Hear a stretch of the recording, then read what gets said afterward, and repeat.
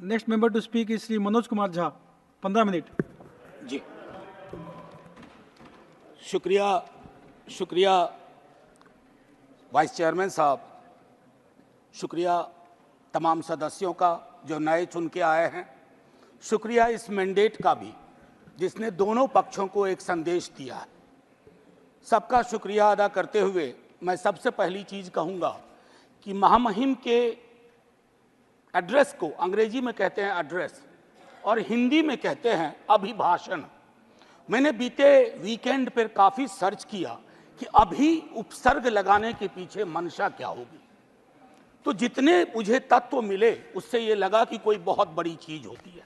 मुझे स्मरण हुआ लोकसभा में प्रोफेसर हिरेन मुखर्जी थे, वो कहा करते थे कि अभिभाषण यानी प्रेसिडेंशियल एड्रेस पक्ष और विपक्ष को मिलकर लिखना चाहिए। पक्ष सिर्फ अगर लिखता है, या उस वक्त कह रहे थे हिरेन मुखर्जी, तो कोशिश ये होती है कि दृष्टिहीनों को चश्मा पकड़ा दिया जाए। हमारी कोशिश वो नहीं होनी चाहिए। मैंने पिछली दफा भी कहा था, अब कब ये बदलाव होगा मैं नहीं जानता, लेकिन इस मैंडेट को मैं सबसे पहले बोलूंगा, उसके बाद बिंदुवार कुछ चीजों पर पैरा दर पैरा जो अभिभाषण के संदर्भ थे। शुक्रिया बहुत बहुत। तो वाइस चेयरमैन साहब, मैं उन बातों का बहुत जिक्र नहीं करूंगा जो उनकी बातों में शुमार नहीं थी। अब ये मैंडेट की बहुत चर्चा हो रही है, मैं नहीं जाना चाहता हूं। किसी ने कहा अब की बार फलाना पार चिलाना पार, हमने ये कहा, लेकिन मैंडेट दोनों के लिए एक बात कहता है।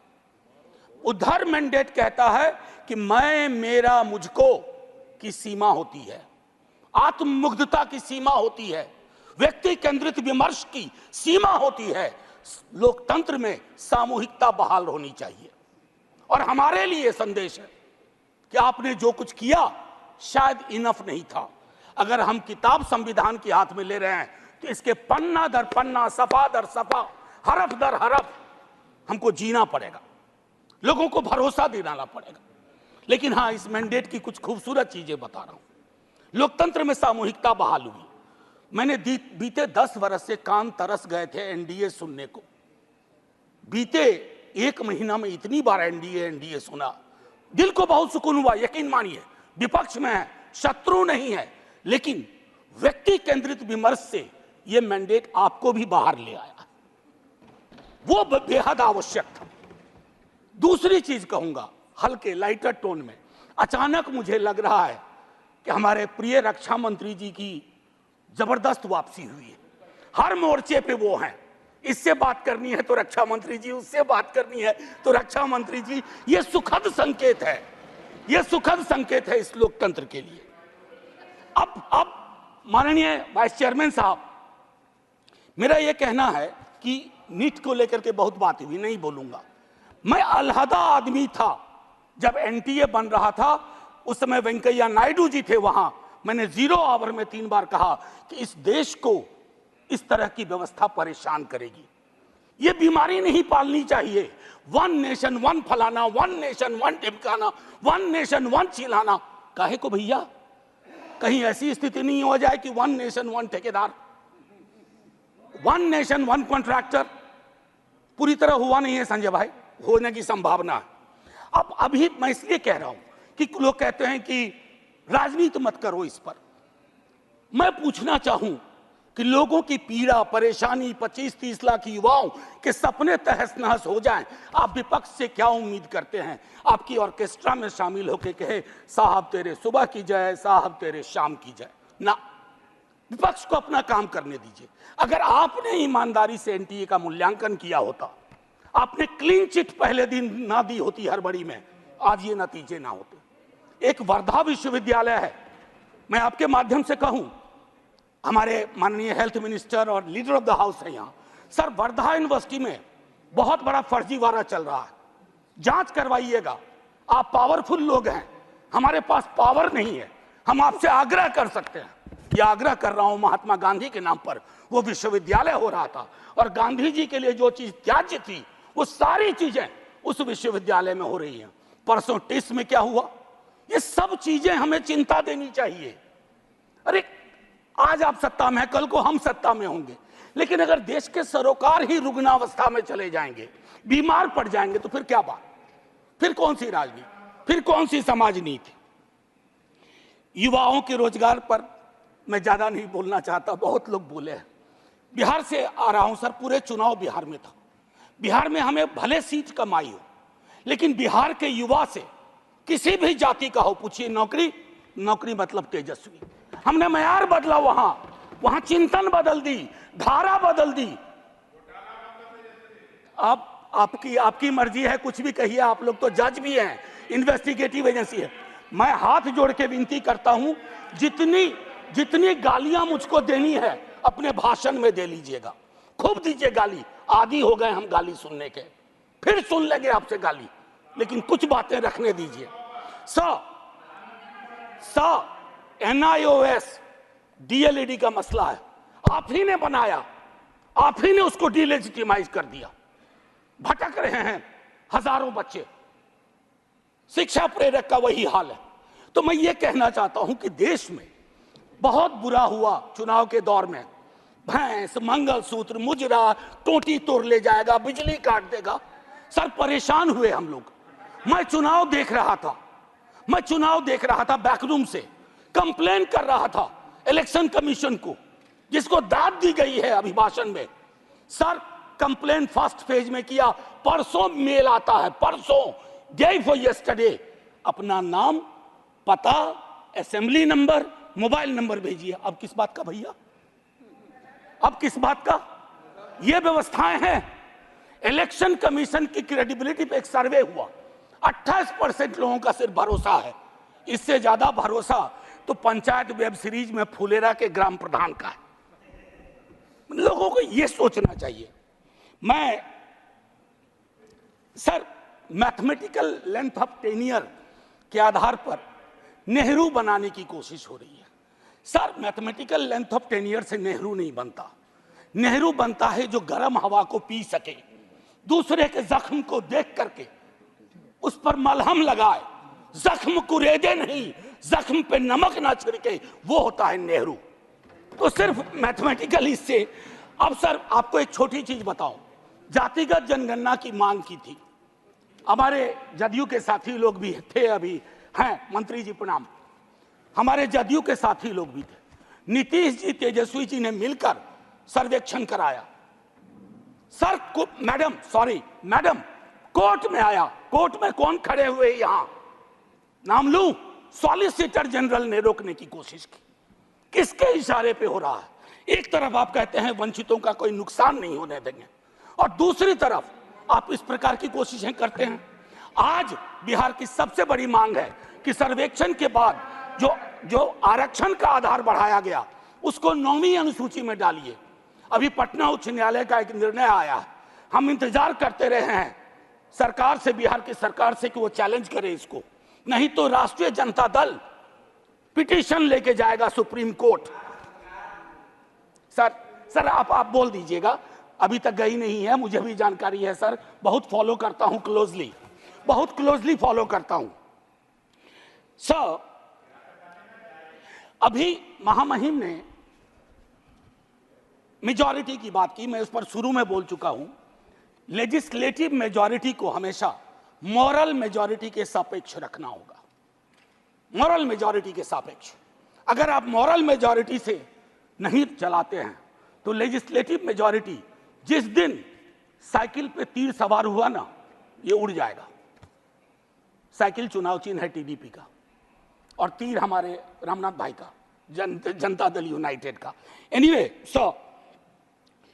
भाजपा का देखिए, कभी कभी मैंडेट कितना खूबसूरत काम करता है। हम बचपने से बीजेपी को मैं फॉलो कर रहा हूं, सारी पार्टीज को करता हूं, बीजेपी को भी कर रहा हूं। बीजेपी का संकल्प पत्र हुआ करता था, इस बार वो हो गया था मोदी जी की गारंटी। इस डेमोक्रेटाइजेशन का जो मैंडेट है, इससे आपको बहुत बड़ा फायदा है। व्यक्ति के समक्ष कोई भी दल समर्पित ना हो जाए, ये मैं समझता हूं उपलब्धि आप लोगों की भी है जी। आरजेडी गारंटी नहीं लिखती है व्यक्ति की।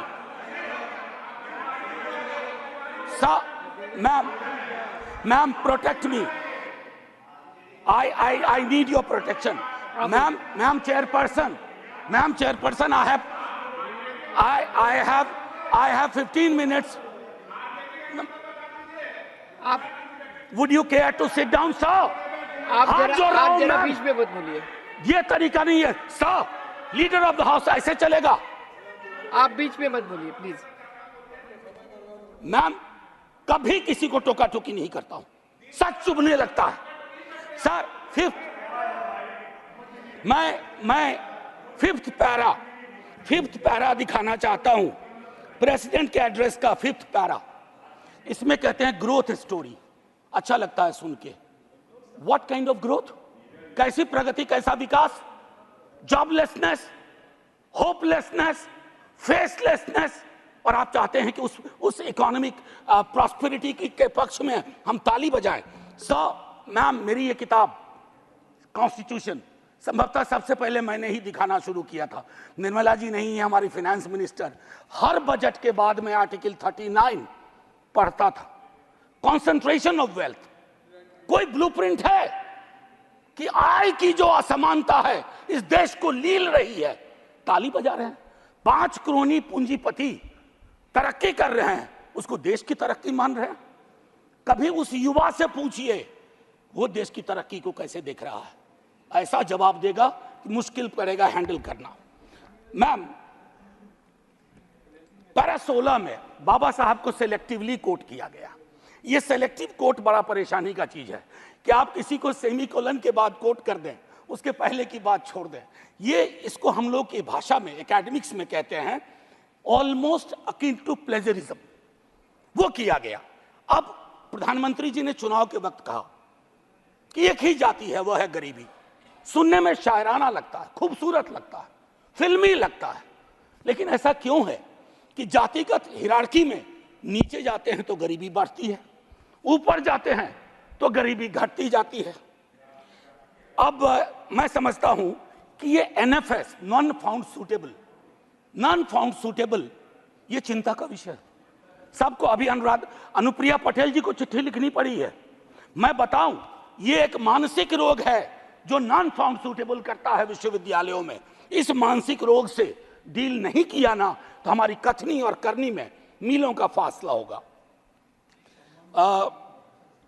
कहा गया पहले की कुछ सरकार अनस्टेबल थी, लेकिन अगर आप प्रो पीपल लेजिस्लेशन का विश्लेषण करें तो सबसे ज्यादा खूबसूरत क्षण सो कॉल्ड कोalition गवर्नमेंट में आई है। और मुझे उम्मीद है कि आपकी इस कोalition गवर्नमेंट को भी उस प्रेशर को समझते हुए प्रो पीपल लेजिस्लेशन पे काम करना पड़ेगा। टू बिगिन विथ अग्निवीर को सेना में भर्ती को पुरानी तरीके पर लाइए ताकि युवाओं के साथ न्याय हो पाए। मैम वो मैं बोल चुका हूं। भारतीय न्याय संहिता आज से लागू हो गई, लेकिन हमें याद रखना चाहिए 150 सांसदों के निलंबन के साथ यह पास हुआ है। इसमें कोई चर्चा नहीं हुई। ये एक कदम है पुलिस स्टेट की ओर, एक ऑर्वेलियन स्टेट की ओर। इससे मैं आगाह करता हूं क्योंकि हमेशा आप वहां नहीं होंगे। जब यहां होंगे तो यही दंड प्रावधान लागू होंगे। मैं और सुनिए, para 26 disruptive forces are conspiring to weaken democracy. महामहिम से कहलवाया गया। ये स्टैन स्वामी कौन थे?